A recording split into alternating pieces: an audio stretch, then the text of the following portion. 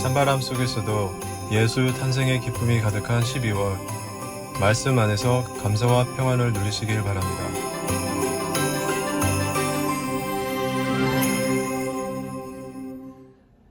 안녕하세요 성도 여러분, 12월 3일 수요일 말씀 묵상 시작하겠습니다. 오늘 함께 나눌 말씀은 여호수아 12장 7절과 8절 말씀입니다. Joshua chapter 12 verse 7 and 8 함께 읽겠습니다. 여호수아와 이스라엘 자손이 요단 이편 곧 서쪽 레바논 골짜기에 바알갓에서부터 세일로 올라가는 곳 한락산까지 쳐서 멸한 그 땅의 왕들은 이러하니라. 그 땅을 여호수아가 이스라엘의 지파들에게 구분에 따라 소유로 주었으니 곧 산지와 평지와 아라바와 경사지와 광야와 네겝 곧 헷 족속과 아모리 족속과 가나안 족속과 브리스 족속과 히위 족속과 여부스 족속의 땅이라. 아멘. 지금 제 휴대폰에 사진들이 엄청나게 많이 들어있는데요. 가장 첫 번째로 찍은 사진이 2016년 12월 18일 첫째 아이 기쁨이가 엄마 뱃속에서 막 나왔을 때 그 산부인과에서 찍은 사진입니다. 거의 9년 동안 찍은, 그때부터 해서 거의 9년 동안 찍은 사진들이 제 휴대폰에 다 들어있는데요. 카메라가 달린 스마트폰이 나온 이후로 대부분 사진을 인화하지 않고 휴대폰에 저장합니다. 그리고 보고 싶을 때마다 휴대폰으로 사진을 보죠. 그런데 가끔 사진을 인화해서 포토 앨범을 만들고 싶을 때가 있습니다. 여름에 가족과 로드트립 다녀온 사진이라든지 해외여행 가서 찍은 사진이라든지 결혼식 사진이라든지 아이들 생일 사진이라든지 특별한 사진들은 인화를 해서 따로 사진첩을 만들어 보관하고 싶지요. 그리고 그 사진첩을 보고 있으면 이때 참 좋았다라는 생각이 들면서 그때의 추억을 떠올리게 됩니다. 그리고 우리들은 한 걸음 더 나아가서 이 모든 순간들이 참 하나님의 은혜다라는 고백을 하게 되지요. 오늘 본문 여호수아 12장은 성경 속에 기록된 이스라엘의 어떤 사진첩과도 같은 그런 장입니다. 가나안 정복 전쟁의 결과를 요약해 주면서 이스라엘과 함께 하신 하나님의 은혜를 기억하도록 해주기 때문이죠. 오늘 말씀이 저와 여러분들에게 하나님께서 우리 삶 속에 부어주신 은혜를 기억해야 하는 사진첩이 되기를 주님의 이름으로 축원합니다. 여호수아 12장은요 1장부터 12장까지의 결론 부분인데요, 가나안 정복 전쟁의 결과를 요약해 주고 있습니다. 1절부터 6절까지는 요단강 동편에 있는 동편에서의 있었던 일에 대한 보고이고, 방금 우리가 함께 읽은 7절과 8절은요 요단강 서쪽에 대한 보고입니다. 그리고 이어지는 9절부터 24절까지는 요단강 서쪽에서 정복한 왕들의 목록을 기록하고 있습니다. 사실 가나안 정복 전쟁에 관한 핵심 내용들은 11장까지 이미 다 기록되어 있죠. 그래서 많은 성경학자들은 여호수아 12장을 1장에서 11장의 부록으로 보기도 합니다. 11장까지의 내용을 정리하고 또 부연 설명하고 있기 때문인데요. 그런데 여러분 1절부터 6절까지의 내용은 여호수아의 전쟁 이야기가 아니라 모세 시대의 이야기입니다. 6절을 한번 읽어볼까요? 6절입니다. 여호와의 종 모세와 이스라엘 자손이 그들을 치고 여호와의 종 모세가 그 땅을 르우벤 사람과 갓 사람과 므낫세 반 지파에게 기업으로 주었더라. 왜 성경은 굳이 여호수아 시대의 전쟁 이야기 가운데 갑자기 옛날 이야기, 즉 모세가 이끈 그 전쟁 이야기를 소환하고 있을까요? 여호수아는 가나안 정복이라는 엄청난 과제를 앞두고 있었습니다. 앞으로 싸워야 할 왕들이 31명이나 있었는데요. 그 전쟁들은 이스라엘의 새 시대를 결정할 중요한 전쟁들이었습니다. 그때 하나님은 여호수아에게 과거의 전쟁을 기억하게 하셨습니다. 아모리 왕 시혼 그리고 바산 왕 옥, 이 두 왕은요 요단 동편 지역에서 가장 강한 왕들이었습니다. 당시 이스라엘은 전쟁 경험이 없는 광야 세대였기 때문에 인간적으로는 절대로 이길 수 없는 상대들이었죠. 그러나 성경은 이렇게 기록합니다. 여호와께서 그 땅을 이스라엘에게 주셨다. 이스라엘의 승리는 그들의 용기 때문도 아니었고 실력 때문도 아니었고 전략의 승리도 아니었습니다. 하나님의 능력이 바로 그들의 승리였습니다. 이 승리는 그냥 과거의 사건이 아니라 하나님께서 이스라엘에게 주신 영적 자산이었습니다.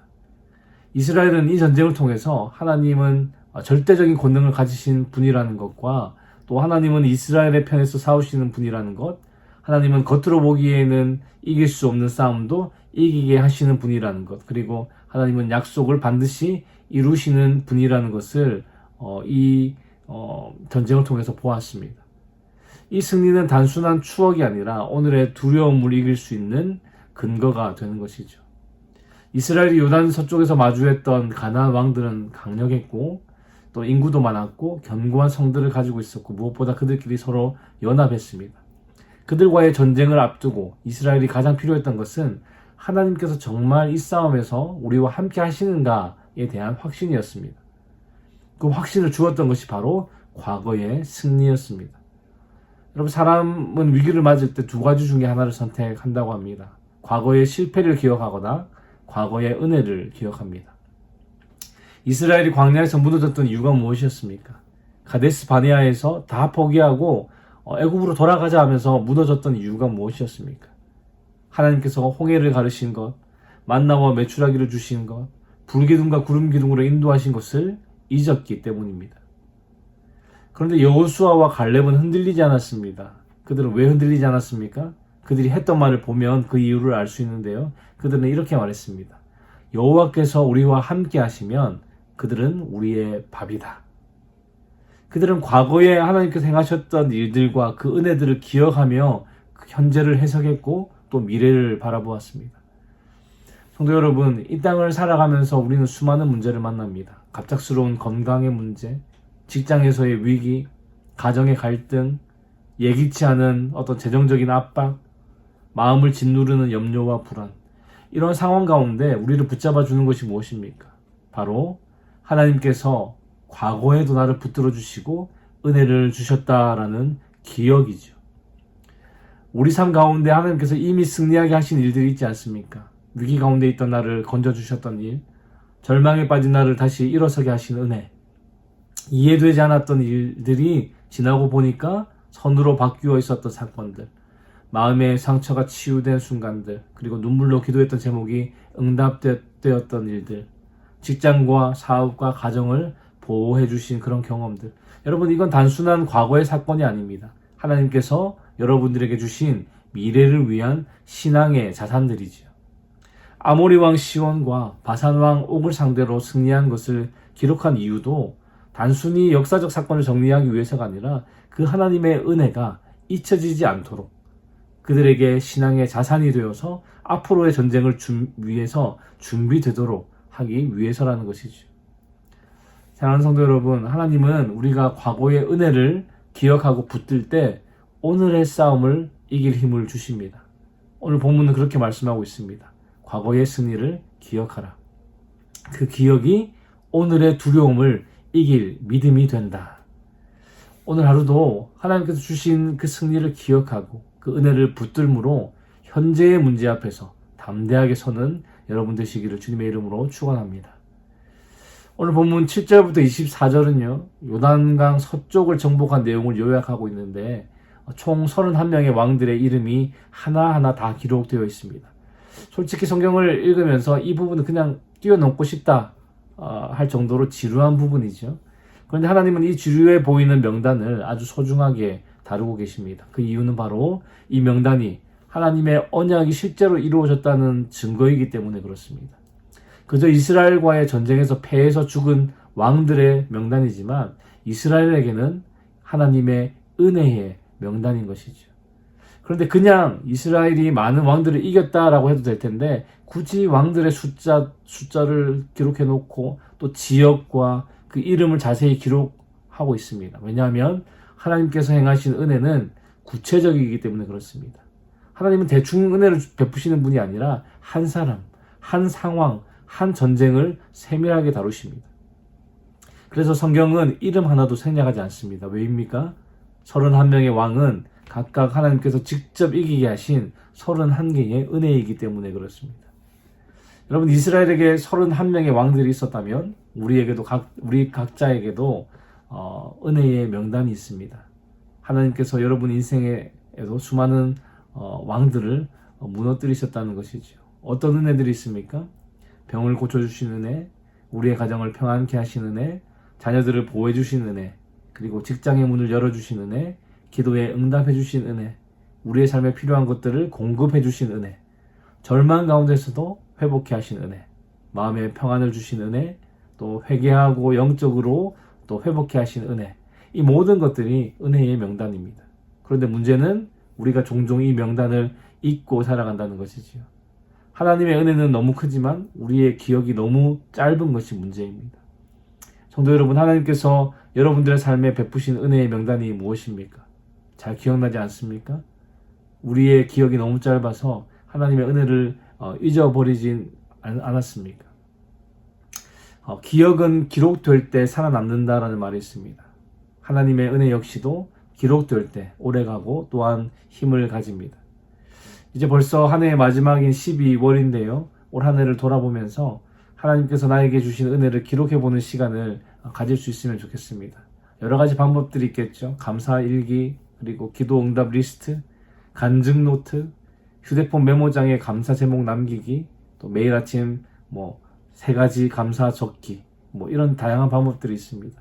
형식이 중요한 것이 아니고 은혜를 기록하는 습관이 중요한 것이죠. 여러분, 오늘 하루도 하나님께서 여러분들의 삶에 부어주신 은혜를 기억하고 또 기록할 수 있기를 바랍니다. 그리고 그 기록된 은혜가 여러분의 믿음의 뿌리가 되기를 우리 주님의 이름으로 축원합니다. 기도하겠습니다. 하나님 아버지, 오늘 말씀을 통해서 우리 삶 속에 이미 부어주신 수많은 은혜를 다시 기억하게 하시니 감사합니다. 주님, 우리가 살면서 맞닥뜨렸던 크고 작은 위기 속에서 늘 우리 편이 되어 싸워주셨던 하나님을 기억합니다. 감당할 수 없다고 느꼈던 순간에도 시온과 옥을 무너뜨리셨던 그 능력으로 우리의 문제를 해결하시고 우리의 길을 여시고 우리의 마음을 세워주셨음을 고백합니다. 주님, 우리가 그 은혜를 쉽게 잊어버리지 않게 하시고 은혜를 기억하고 기록하는 자가 되게 하여 주시옵소서. 이 한 해의 마지막을 지나며 하나님께서 우리에게 주신 은혜를 세워보게 하시고 그 은혜가 우리 마음에 깊이 새겨져 앞으로의 발걸음에도 담대함과 소망이 되게 하여 주시옵소서. 주님, 오늘도 주께서 주시는 힘과 은혜로 살아가기 원합니다. 주의 도우심으로 승리하는 하루 되게 하여 주시옵소서. 감사를 드리며 예수 그리스도의 이름으로 기도합니다. 아멘. 수요 기도 제목으로 함께 기도하겠습니다. 교육부 및 청년 등 다음 세대 사역을 위해 기도하실 때에 영아부, 유아부, 초등부, 청소년부가 교회학교를 통해 복음을 만날 수 있도록 대학부, 청년부, EM 사역을 통하여서 우리 다음 세대가 신앙적 가치관을 확립하도록 기도해 주시기 바랍니다. 구역장님들과 새가족들을 위해 기도하실 때에 우리 구역장님들 한 분 한 분이 섬김을 통해서 각 개인이 은혜와 복을 누리도록 새가족들이 잘 정착하여 믿음의 뿌리를 견고하게 내리도록 기도해 주시기 바랍니다. 선교사님을 위해 기도하실 때에는 네팔의 윤성철 선교사님, 터키의 하상욱 선교사님, 일본의 문일배 선교사님, 페루의 윤애경 선교사님, 그들의 선교사역을 통하여서 많은 영혼들이 복음을 듣고 주께 돌아올 수 있도록 함께 기도해 주시기 바랍니다.